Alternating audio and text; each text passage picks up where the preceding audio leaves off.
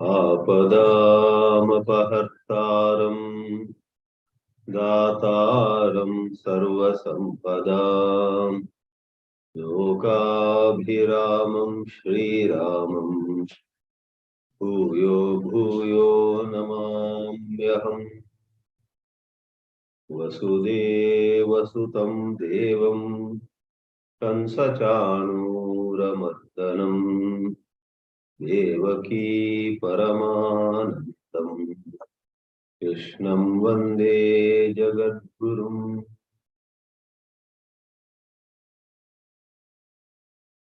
Now we are set to enter the shlokas proper of this sixth chapter of the Bhagavad Geetā, which has 47 verses in all. We shall see that 32 verses are the main discourse, and then there are two questions by Arjuna. In answer to those two questions, Sri Krishna has certain very specific instructions and guidance to give us all, and that portion constitutes the last 15 shlokas of this Shashtaha Adhyaya, popularly called Dhyana Yoga, for there are so many details of meditation given here, and otherwise called Atma Sanyama Yoga. The topic of self-control, Atma Sanyama. We saw in last 2 or 3 classes a general introduction and especially Shankaracharya's introduction to the entire chapter, but more specifically to the very first shloka. The first shloka which we shall take up now talks about who is a sannyasi, who is a yogi. And if taken literally, the first shloka says, he or she is a sannyasi or sannyasini, yogi or yogini, who lets go of his or her anxiety for results of action. Karma and karma phala have been very commonly used as the words to signify this great yoga called karma yoga. In recent times, however, a whole lot of Hindus, a whole lot of Indians, maybe because they became too familiar with these words karma and karma phala, do not so much appreciate the old words. Sometimes, if you are too familiar with something, however great and wonderful they may be, you do not value them much. There is some indifference to what you always have heard about. So a number of modern teachers use the expressions, the process and the outcome. For example, Professor Sri Kumar Rao, many others too. They say, focus on the process. Do not lose your emotional energy on the outcome. Keeping some outcome in mind, that's not the issue. You know what you want, but then you do not unnecessarily remain sleepless, or you do not have any heartburn if somebody else gets that kind of result which you wanted and you, in spite of hard work, did not or do not get. So many kinds of expenditure of emotional energy is implied by the expression outcome. Do not be attached to the outcome. Be focused on karma, that is the process. How you do whatever you do during the day, How, in what spirit, with what mindset, with what motives, with what area of emphasis you go about doing things, small or big, in a little village or in the country's commercial capital or cultural capital or some other place of great importance. You may be working in Manhattan, the commercial area of New York, which is sometimes regarded as the commercial capital of sometimes the whole world. But if your attitude is selfish, Sri Krishna would say, your being in New York means nothing. In contrast, somebody might be in a remote village in Orissa, in Tamil Nadu, in a village not many know about him or her, but that person every day goes about her duties with such noble outlook, service, putting others first, putting others above the self, as the expressions go. That is what matters. The first shloka, if read hastily, seems to just say, you don't need the other kind of sannyasa where you actually stop doing rituals or mundane activities. Continue with rituals till the end of your life. Continue to do mundane work, secular work till your last breath. Forget about sannyasa. If you do karma with that palatyaga, right away you are sannyasi. Right away you are yogi. So that seems to be the meaning. And without again going into all the details, Sri Shankaracharya picked up this topic and clarified. Nobody should imagine that there is no place for sannyasa, no place for yoga other than karma palatyaga. But why does the first shloka say sa sannyasi, sa eva yogi? It is to praise karma yoga.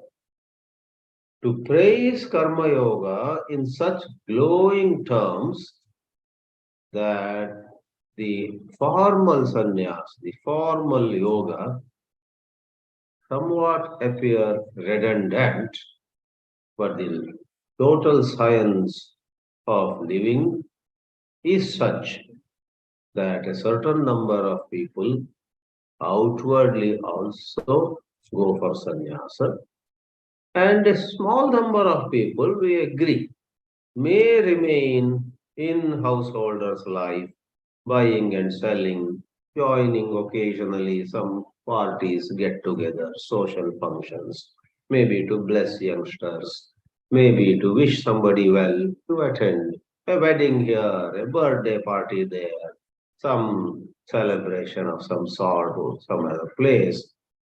But though you are outwardly in the world, you are not of the world.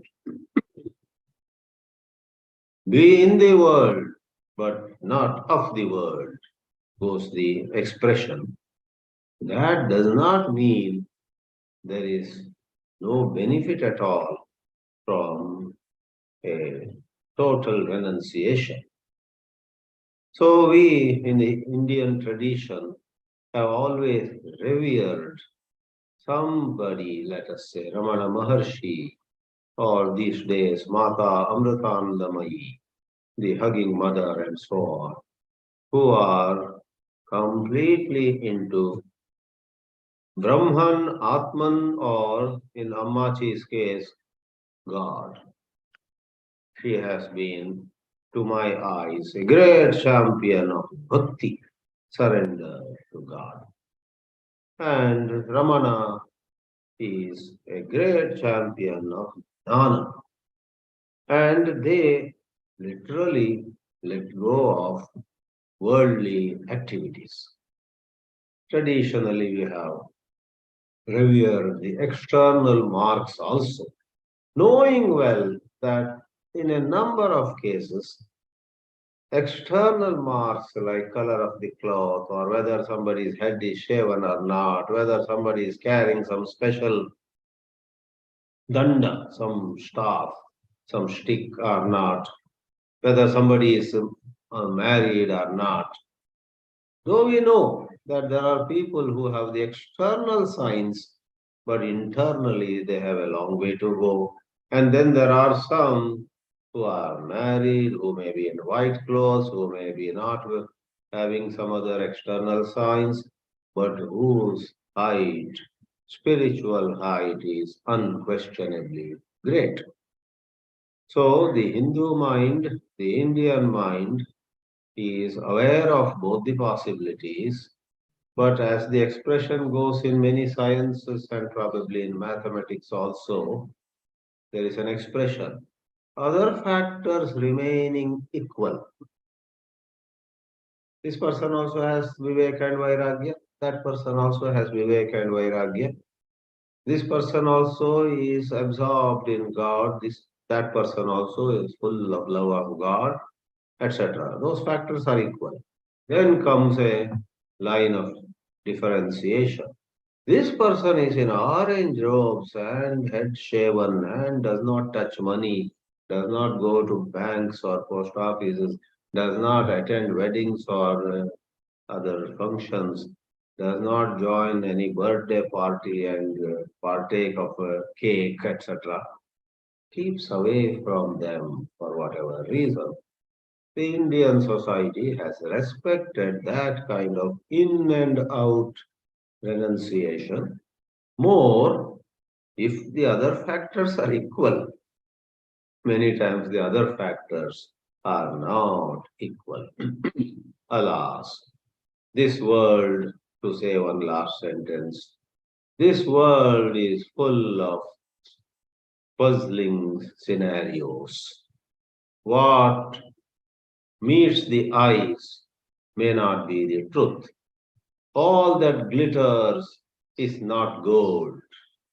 With that general comments, let's move to the shloka proper.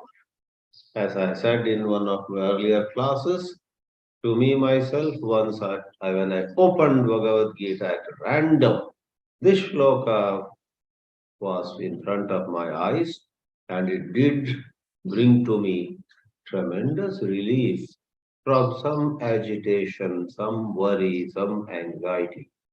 For this shloka says to us what is most important is let go of expectations. Let go of your dependence on a particular image into which you are trying to fit yourself. You and I do that. We meet or we conceive certain picture. And the mistake we do is that picture is generally recognition. You read somebody got Padma Shri, and you say, when will I get Padma Shri? Though that getting Padma Shri, getting some Dada Saheb Phalke award, I think it's in movie world, getting some other award for science, sports, Arjuna award in sports, or certain positions. I must become the vice chancellor. When will I become? So that is the outcome. And once you are stuck there, it burns your heart. You have a heartburn. We meet people all the time who are from a distance so enviable. They are in such high positions. They are famous, they are eminent, they are celebrities. Go near if you get a chance, sit with them. If they tell you their story, you will pity them. With all those enviable, coveted achievements, the lady is not happy. The man is miserable because he thought he would be the vice chancellor, the head of department, the dean. He would be picked up by the university or other authorities to represent everybody at a Paris conference or a convention in Chicago, etc. It did not happen. This man or the woman is so miserable. That dependence is, in Gita's language, karma phalam prati ashraya. Ashraya means dependence. Whereas you are doing your best, your students are happy, your organization is happy, the whoever at the top is appreciating your work, and you also derive great happiness in doing your work, and some particular recognition did not come by. You say, who cares? Recently, a great saint in Karnataka passed away, Siddheshwara Swami Ji. And some years ago, the Modi government conferred upon him Padma Shri, and promptly he returned it with a polite submission. I never wanted any such recognition, nor do I want the money that may be associated with it. Kindly give this to somebody to whom it means something. First, everybody thought he is showing some disregard for the BJP government. Then it was made clear BJP or Congress, communist or whatever. He did not have any political side to his decisions.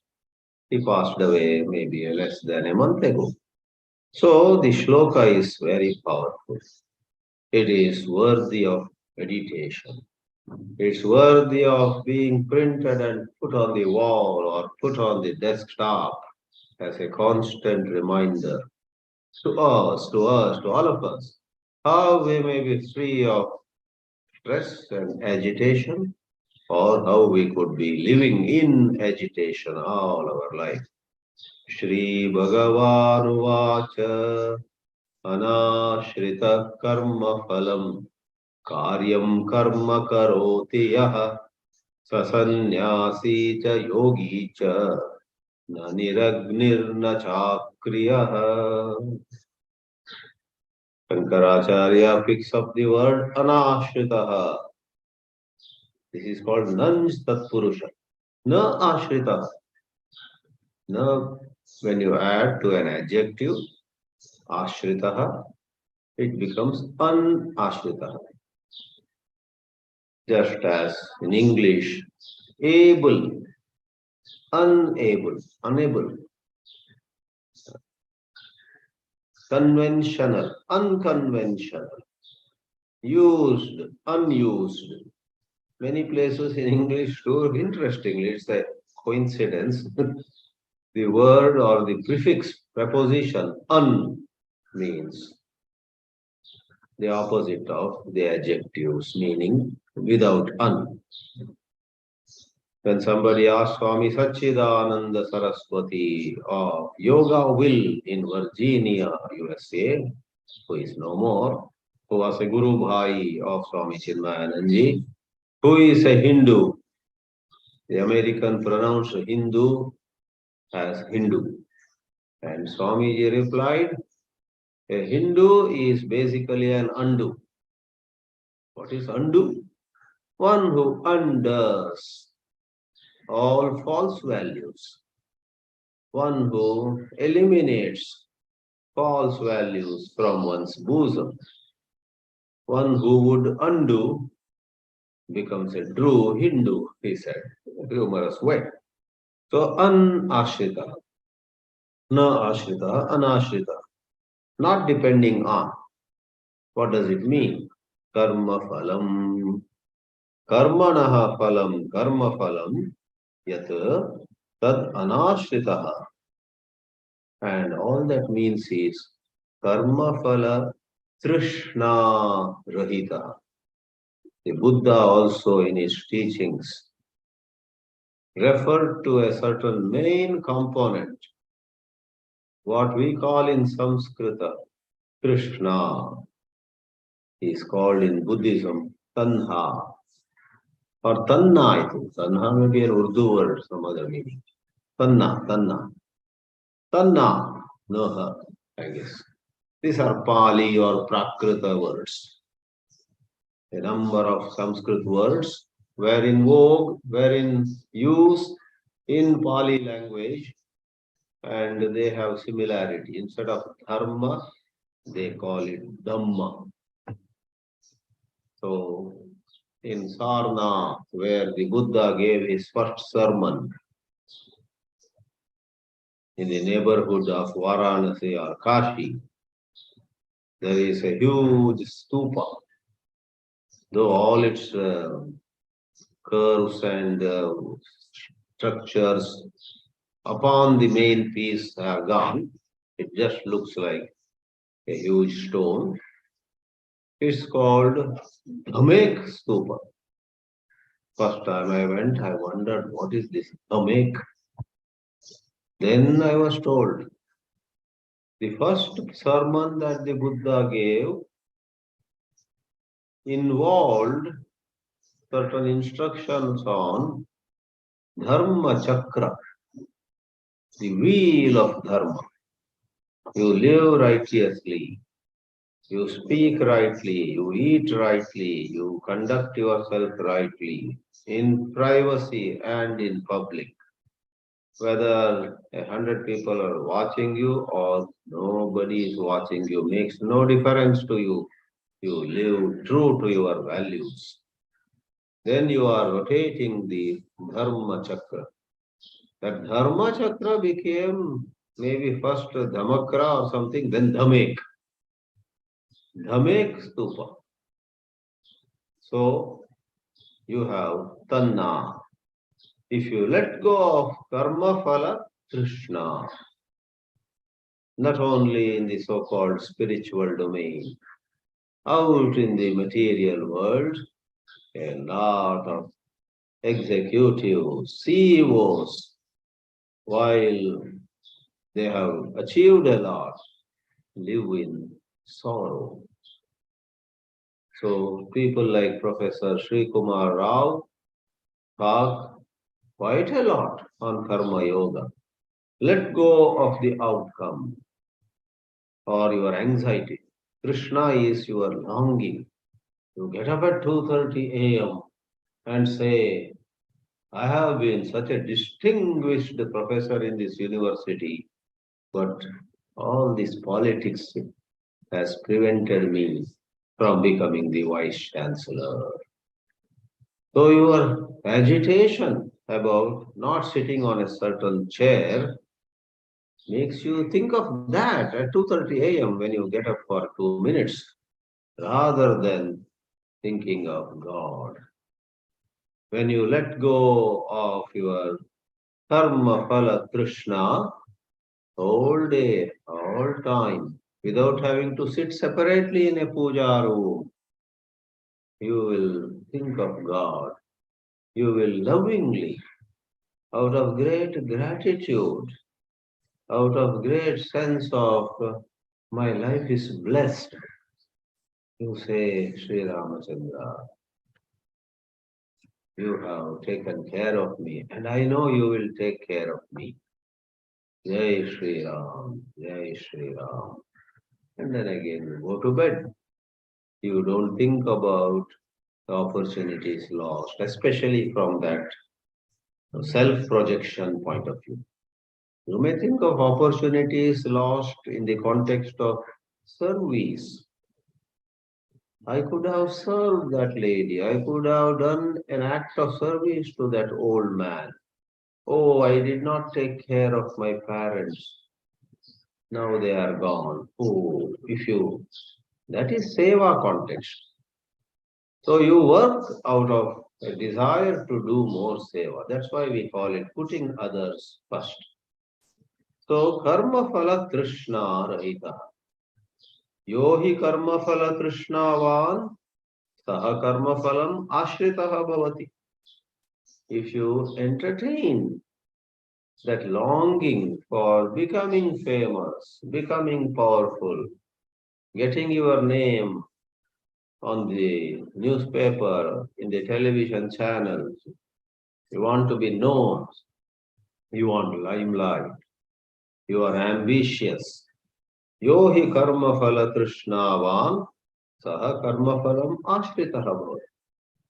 While keeping those desires in mind, outwardly if you say, no, no, I don't want anything, you are telling a lie. When you entertain certain excitement, you see the vice chancellor's office and this professor in a certain university says, just, just one more year, I will be there. I will be on that chair. And one feels happy. And another day passing by the VC's office, looks like they will never make me the vice chancellor. Your heart sinks. Tomorrow I will resign from this university, etc. You have agitated thoughts. So when there is Krishna, then there will be dependence. Ayam tu tad viparitaha. The person being described here, lady or gentleman, is different. Viparitaha. In what way? Anashrita. Karma phalam anashrita. Evam bhutaha san. Son here doesn't mean daughter or son. Son means being so. Son. Evam bhutaha son. It's a masculine form of what we call a present participle.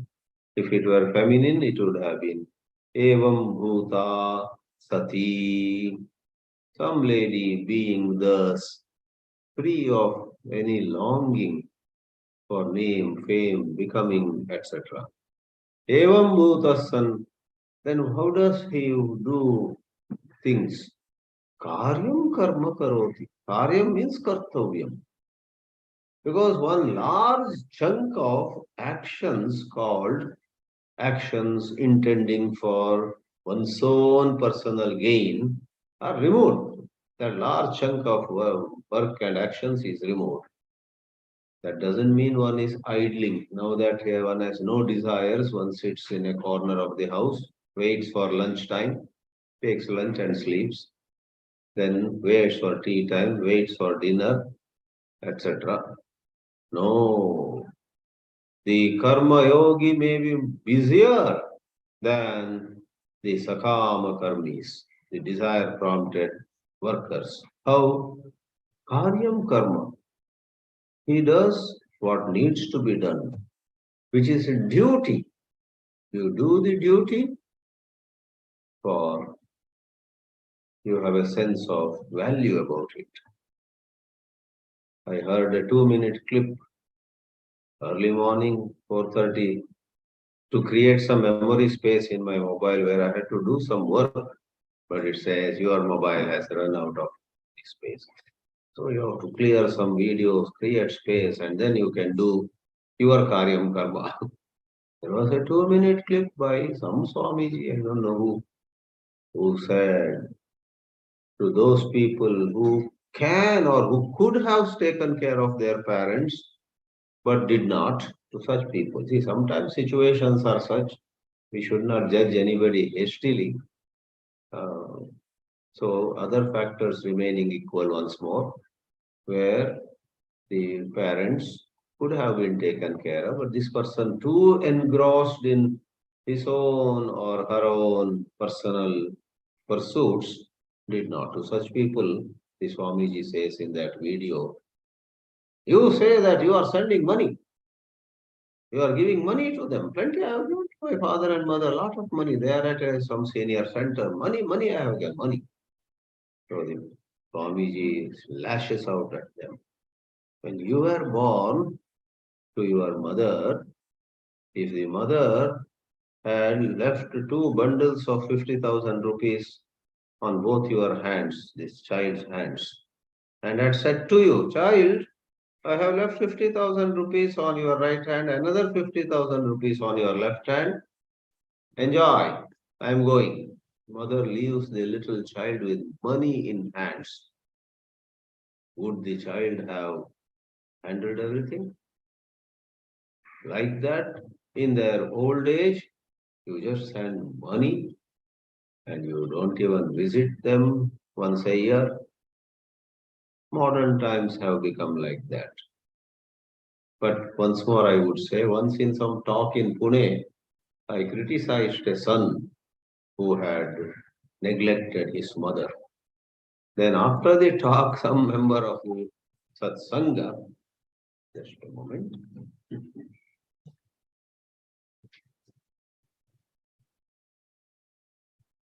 class चल रहा है, आप काम करो. So a member of the Satsanga said to me with all love and respect, politely, Swamiji, you may not know the whole story. Some of these parents, with due respect, they put so many conditions, they make so many demands, they then, there is something about their behavior also. Please do not see only one side of the story. Then I had to admit, he gave some examples. For example, one mother of a daughter, any visitor came to the house, very loudly she would talk about some daughter-in-law's problem, some inner problems of the house, of the family. So what should not be talked about, what should not be informed, or everybody should not know certain things, right? But this lady was such a wide mouth, and she had so much of likes and dislikes about sons, daughter, sons-in-law, daughters-in-law, and so she was creating a lot of problems. It was not just medical care or physical care, So that person said, we have to think twice. Every house has its own problems. Then I had to agree. But however, this Swami was saying, so I used the expression once more. Other factors remain equal, meaning the parents are not causing any problem. On the contrary, they are fairly tolerant, fairly asking for simple support. They are not creating some fight between the sons or daughters-in-law or sons-in-law. They are not, you know, vitiating the atmosphere at home, etc. No, they're quite sensible. Suppose in that case, the son or the daughter or son-in-law or the daughter-in-law, only because of attachment to personal comfort, etc., neglects, let us say, that will cause a problem. So the point is, kamyam is given up, kartavyam. Kartavyam is being done. Karyam karma. Shankara himself writes, kamya viparitam. So in simple terms, Pujya Swami Chinmayananda always made matters easy. He would say, leaving all selfish actions and being devoted to what is selfless, what is regarded as duty. In a traditional language, one's duty is Agnihotra Adikam. For a Grahastha, or Brahmachari, or Vanaprastha. Only the sannyasi is spared. So, Agnihotra Adikam Karma Karoti. So we will not go too much into every word. However, because these points have already come, the technical expressions deserve some attention. Agnihotradikam karma karoti nirvartayati. Nirvartayati again is performs. Yakkaschit, whoever it may be. Idrashaha karmi, karmi antarebhyaha vishishyate. He stands apart from another 99 people who are also into Agnihotra, into many kinds of action. He stands apart. Why? All of them may outwardly look very active, dynamic, but inwardly they are selfish. Evamartamaha sasannyasi yogi cha. This we have already explained. It is to praise them. It is to compliment them. By karma sannyasa, 99 out of 100 don't become sannyasis. One Janaka and some householder somewhere maybe. We have always acknowledged the possibility. Sannyasaha parityagaha. Shankara now dissects the words. How can a karma phala tyagi be called sannyasi at all? What is sannyasa, Shankara asks? Sannyasa parityaga. Sannyasa is, when you think somebody is a sannyasi, that person has sacrificed. Parityaga. Home and wealth and various comforts, various privileges, various pleasures of the world. He said, I don't need. I don't need. That is called yati dharma. Those who follow yati dharma. There are some sannyasis, call them, give them a plate full of food. There is one practice. I'm not saying everybody should do it, every sannyasi should do it. I'm not saying. But there is some practice among some sannyasis. You have carefully prepared several different dishes, but they mix all of them. They mix all of them, make one item, and then they eat. You say, with great difficulty, I had prepared this, brinjal, eggplant dish. With great care, I had made something with those leaves, some palak or something. With great difficulty, there was this liquidy thing, etc. And this Swamiji mixed up everything. Then you don't enjoy. You should taste this separately. You should savor that separately. You should put this into the mouth and say, oh, this is done so well and so on. But Swamiji mixed everything. Because Parityagaha, they have said, I don't eat anymore for pleasure. I eat some small quantity of food for remaining alive. Sharira yatrayai. Then that is one example of Parityaga. Parityagaha yasya asti sasannyasi yogi cha. Okay, sannyasa is renouncing personal comfort. What is yogi? Whom do we call a yogi? Here too, the essence of yoga in the present context especially is chitta samadhanam. Shankara says, yogaha chitta samadhanam sayasya asti sayogi cha. Calmness of mind. So somebody could be amidst pleasures and comforts, but one day suddenly you remove some comfort, take away, that person is calm. Therefore, calmness of mind in siddhi and asiddhi, success and failure, in praise and insult, somebody remains calm. So Shankara says, renunciation is the hallmark of sannyasis, and calmness of mind is the hallmark of yogis. Now, the context is, why do we call somebody who has not renounced grahastha to do agnihotra and so on? He has to keep many things at his home. Sometimes some rituals require milk and curd, yogurt, this, that. So, especially in olden days, people had to run their own goshala, keep a few cows. Today also, if somebody wants to be a karma yogi, suppose you are running a charitable organization, social service organization, not for your own sake, but to ensure that that seva activity goes on well. You are running a school and children have to be given midday meal, the children have to be provided many things.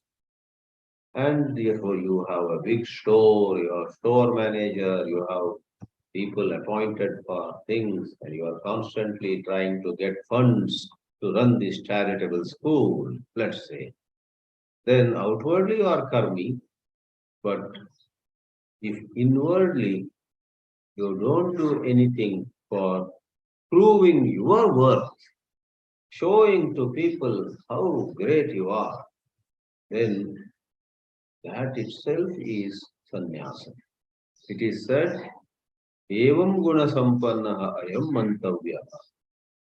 And the shloka itself goes to the extent of saying that a true karma yogi who renounces his desire for name and fame and who remains calm whether praised or insulted, is a sannyasi, is a yogi. The shloka itself and the shloka says, na niragnihi, na kriya. In the formal sannyasa, one doesn't cook anymore, one lives on alms. Agni here stands for two things. In fact, I must first mention Agni is fire used for doing Agnihotra. Because the formal sannyasi has literally let go of rituals. And a lot of Vedic rituals are actually involving fire. He doesn't do any rituals, so no fire. And he doesn't do, having said the Niragnihi, where is the need for another word Akriya? Because Agni stands for karma. Agnihotraadikam yatra Agnihi apekshate. Why is it said Akriya? Shankara himself explains. There are many duties, there are many selfless things, which involve, selfless or selfish, which involve no fire. So, does it mean that this person has the formal sannyasi, the formal yogi, either way, or both of them are meant here? They stop doing actions involving fire, but they have not stopped doing actions that do not involve fire. So, Agni stands for karma which involves Agni, and the next one, Kriya, stands for karmas which do not involve fire. In other words, the formal sannyasi or the formal yogi leaves aside all karma. In the Bhāshya, Shankara explains, what are those kriyas which do not involve Agni? Tapodana adikaha, certain austerities, certain upavasa, certain mauna, and so on. They don't involve lighting up some fire and saying swaha, swaha, etc. Similarly, dana, giving charity, godana or some dravya dana, vastra dana, they are also prescribed duties. They come under nitya and naimittika. Nitya, naimittika, and then kamya and nishiddha are the four kinds of karmas, right? Nitya and naimittika are called karya. They have to be done by a sincere, honest grahastha following the Vedic injunctions. And kamya and nishiddha on the spiritual path have to be dropped. Nishiddha, of course, you have to drop today. They are prohibited. Kamya, because of your lack of vairagya, you may enjoy some pleasures of the world, but you must aim at rising above, leaving them, letting go of them. So, Karyam karma could be involving fire-based ritual that is dismissed by Niragnihi, and some Karya karma, Karyam karma, may not involve fire. That's meant by Kriya, then Akriya. Na Niragnihi, na Chakriya. So the formal one leaves those karmas, both kinds, whereas here, a karma yogi, without having to leave those karmas, is praised.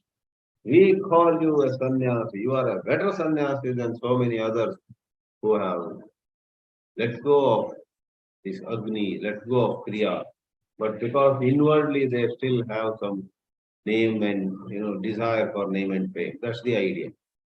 Kevalam niragnihi akriya eva sannyasi yogi cha na bhavati iti mantavya. Na in the beginning of the sentence has to be taken with mantavya. Na mantavya. All right. To cover all the words, nirgataha agneha karmanga bhutaha yasma saha niragnihi akriyascha anagni sadhanaha api kriyaha avidyamanaha. Many karmas are agni sadhanani, and here anagni sadhanaha kriya being feminine, anagni sadhanaha kriya. All right. All it means is you don't have to wear orange robes to be a sannyasi. You don't have to hold a danda. Dandi sannyasi they call it. You don't have to close your bank balance, close your bank account. You don't have to keep away from insurance, etc. M.K. Gandhi avoided insurance. He said he believes in God and so on. Let him do it. But Gita says, you may have bank balance, you may have insurance, you may have many things that selfish people in the world have. What is important is absence of emotional dependence. Pura Pakshi raises a question now. Nanu cha niragnehe akriyasya eva shruti smriti yoga shastreshu sannyasitvam yogitvam cha prasiddham katam iha sa agnehe sa kriyasya cha sannyasitvam yogitvam cha aprasiddham uchyate. Pura Pakshi himself objects. No sir, it's nice of you to call this karma yogi a sannyasi and a yogi, but no, I know the shastras. You can't. You can't call out of your love, out of your appreciation. How can you call a karma yogi a sannyasi? To call somebody a sannyasi, is it not necessary that he completely leaves various Vedic rituals? Shankara says. No, you should see the context. Naisha dosha. Naesha dosha. There is no error. And he admits, Kayachit guna vritya. In Sanskrit, this will come again and again. There are two words, guna and mukhya. Guna here is not quality. Guna is secondary. Mukhya means primary. Guna vritya. From a secondary point of view, once somebody has let go of one's personal selfish desire, ubhayasya sampipadayishitatva. You know sampadana. And from that sampadana comes this word sampipadayishitatva. So,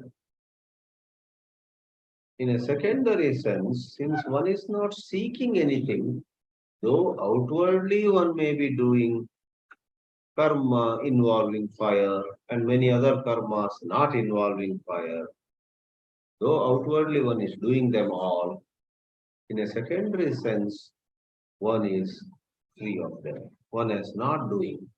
Earlier also in the Gita, these expressions had come, kurvannapi na karoti. Though doing, you are not doing. Somebody has a lot of money in his pocket, but he is not thinking of money at all. Whereas somebody doesn't have, he doubts whether I locked the house or left the house unlocked, and my money is in the house, somebody may steal. One is not able to focus. Nothing can be done now. You have already flown from Bangalore to Delhi. But sitting in Delhi, you don't know whether I locked my house. See? So, it's in thought. Therefore, Shankara clarifies, sampipada ishitva. Sampadana has taken place of this niragnitva and akriyatva. Katham karma phala sankalpa sannyasat sannyasitvam. The person being described has let go of the sankalpa. I must get this, I must get this. In our example, I must sit one day on the Vice Chancellor's chair. I must be the VC of this prestigious university. That sankalpa, I should get it. Once one has let go of that sankalpa, one is a sannyasi. And then another is associated with such sankalpa, there is a certain chitta vikshepa. Mind then thinks, what if I don't get? What? Because of some politics, they just remove my name from the list of candidates. They don't even call me for interview. They will the name removed from the list itself. One is agitated.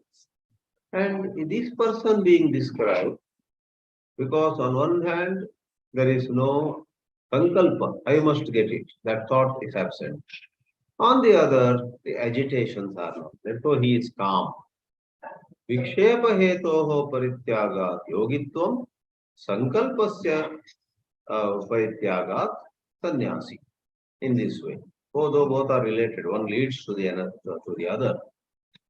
Gaunam ubayam. Whereas a true sannyasi, formal in and out sannyasi, either seeks the vice chancellor's chair, nor does he serve anymore in the university. He goes away. He goes away to Moksha Shastra Adhyayana. He goes away to study Upanishads, Vedanta, contemplation, talking about it, sharing that wisdom, etc. Completely completely devoted. Na punaha mukhyam sannyasitvam yogitvam cha vikhetam. So mukhya sannyasitva is inside and outside, having nothing to do, let's make it simple, with money. Whereas Gauna Sannyasa and Gauna Yoga is outwardly you are dealing with money, inwardly you are not attached. Etam artham darshaitum aha. That's the connection to the next sloka. Yam sannyasam prahu.